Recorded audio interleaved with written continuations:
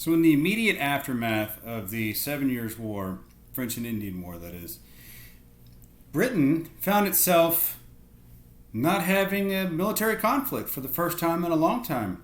They won a big one against their arch rival, and they quieted down for a while. So, as things quieted for the British in North America, they could now finally collect themselves, slow down, and somewhat gather and organize. Now, what had previously been a loose affiliation with the colonies in North America, now they could strictly organize.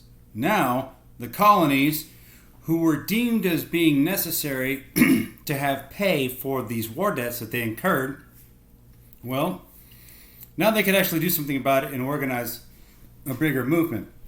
The problem for the British was their king.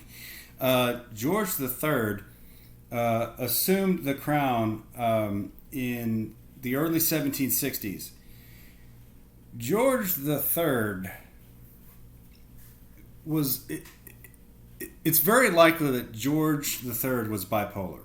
Okay, he suffered from likely bipolarism or other sort of mental issues. He had various different challenges in that regard. He would often have bouts of insanity as well. Not only that, when he was more lucid, King George III was very childish and insecure. Okay? That's not good if you have power. So, he had some issues that really contributed to the instability and rigidity of the British government at the time. And so these are critical years after the war, and you have a monarch who is highly unstable. Hold that thought. Secondly, you have other problems that would emerge, at least for the colonists, because King George would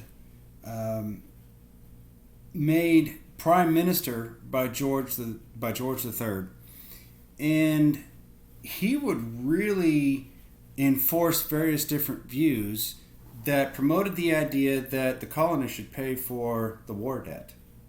So you have a prevailing thought back home in Britain that said, we fought a war on your turf, you're going to pay for it.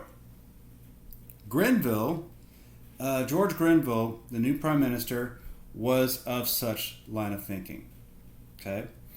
Another thing that the colonials had to face was that, well, Britain gained a substantial amount of new territory. So you're no longer these colonies along the eastern seaboard. Now you expand over the Appalachian mountain chain all the way to the Mississippi River, including the Great Lakes region.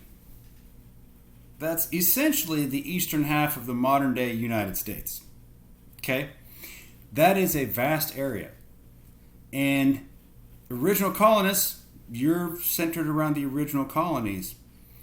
Well, now you have all this land, and in the first place, you have the Ohio Valley, which was the largest reason why the French and Indian War was fought in the first place. Now you have British colonial settlers actually want to go in there because, wow, this Ohio Valley, yeah, it's pretty fertile. There's land. We can grow stuff on there. Big problem. You see, the Ottawas, Powhatanis, and the Ojibways, three large Native American tribes, inhabited that area. And as you would expect, the confederacy of these three tribes did not like colonial incursion into the Ohio Valley. That would be a problem. So, that would mean that there would have to be additional resources now implemented into the Ohio Valley because the various different tribes, especially as you have Chief Pontiac, they would attack British settlements in the Ohio Valley region, they would attack British military establishments there as well. And so over the course of the next few years, they would slowly kill off several hundred British settlers and a couple thousand British troops as well. And so supposedly, I've never confirmed proof of this, but supposedly in retaliation, the British military rounded up blankets from a smallpox hospital and gave them to a local Native American tribe, and thereby decimating the tribe a few months later. I've never seen that. I keep hearing stuff like that. I don't know if that's true. But one thing that really also came into effect was that as you had more settlers moving further and further west, it became increasingly obvious that something needed to happen so as to prevent conflict between settlers and Native Americans. So it was deemed a proclamation of 1763.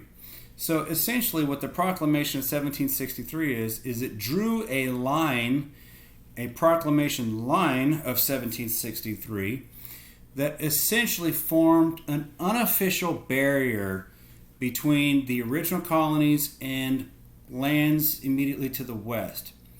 The line, that proclamation line, essentially ran the route of the Appalachian Mountain Trail. Okay? So along the mountain trail is where you had a loose, unofficial proclamation line. There shall be no settlement west of that line without vice provincial authority or something else of that sort. Okay? That, of course, was met with harsh blowback by many, many settlers who had wanted to target lands in the Ohio Valley for settlement. Things were a little bit short. Native Americans liked this line. It would stop wide encroachment without proper permissions. Okay. But in retaliation, you had a group of colonial settlers, largely comprised of Pennsylvania frontiersmen. They nicknamed themselves the Paxton Boys. They would raid and torment Native Americans in the area. And that was done, especially upon several different tribes, to rain terror and keep Native Americans from practicing, but also from congregating. So you have more and more violence. You have Native Americans that are succumbing to smallpox and other illnesses, food shortages, and then, of course, folks like Paxton Boys who are trying to drive them out. So you have this proclamation line, but in reality, it's a weak, unofficial boundary that is not being enforced quite well, and people are taking matters into their own hands. Going back to the debt, though. Britain needed to do something about its staggering war debt. It wasn't just the French and Indian War that caused them debt. They've had war for the better part of 100 years, all throughout their empire. But it was the French and Indian War that really drew their hand. Okay, so they really had to do something because of it. The Sugar Act in 1764 was enacted by the Grenville Ministry to raise money to not only pay off war debt, but to also keep colonial entities from trading with French and Spanish traders in the Mid-Atlantic and in the Caribbean. So, sugar in particular, like French molasses in the Caribbean, rum, of course, is made from sugar.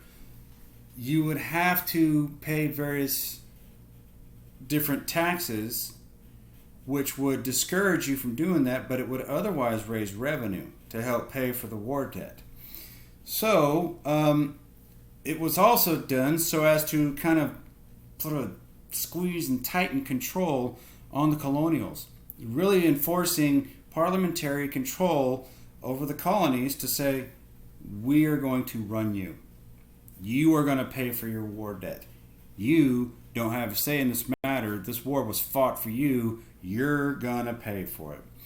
Also, because now you have that, you also have things like timber, iron, other things are going to be taxed, and there are going to be restrictions about how those are going to be traded. So certain goods like wood, metalworks can only be traded with Britain. They cannot be traded with any Spanish or French merchants. They have to be traded with British merchants. Okay? Another form of control being levied upon the colonists. And of course, it was met with unpopular opinion.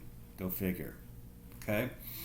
Another thing to exert control is more and more regular British troops were now stationed in the Americas. Is if you have people that are pushing back, whether they're Native Americans or colonials themselves, to further exert your authority, you need to send a message. You put in the regular troops. Okay?